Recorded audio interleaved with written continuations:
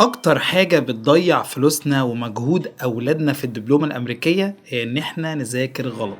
لو أنت طالب في الدبلومة الأمريكية في grade 11 أو 12 فأنت محتاج حد يوجّهك ويقول لك إزاي تذاكر صح وتجهز صح للامتحان عشان تجيب أعلى score تقدر تجيبه. وده اللي إحنا بنعمله مع بعض في كورس الإنجليش مع مستر عمار عادل اللي بنحضّر فيه لامتحان الدبلومة الأمريكية سواء EST أو ACT أو SAT. الكورس مدته 3 شهور وهيخليك جاهز تدخل أي امتحان من التلاتة دول، وده لأن كل أسبوع بيكون عندنا حصتين لايف مباشرين بنحل فيهم وحصتين ريكوردد مسجلين بنقدر إن احنا نتفرج عليهم ونحل عليهم أونلاين.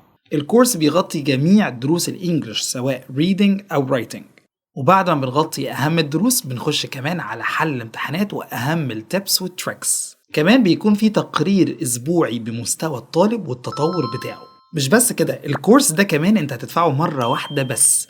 يعني لو انت في جريد 11 او حتى جريد 10 وحضرت الكورس ده مرة مش هتدفعه تاني، تقدر تحضر بعد كده مدى الحياة من غير ما تدفع الكورس ده تاني. وكمان مع الكورس بتستلم مجان ملزمة أهم الكلمات اللي مش بس بنذاكرها على مدار الكورس، لا كمان بيكون في اختبارات وواجبات عليها. يلا مستني ايه؟ ابعت لنا رسالة دلوقتي عشان تسجل اسمك في الحصة المجانية اللي هنعرف فيها تفاصيل الكورس كلها.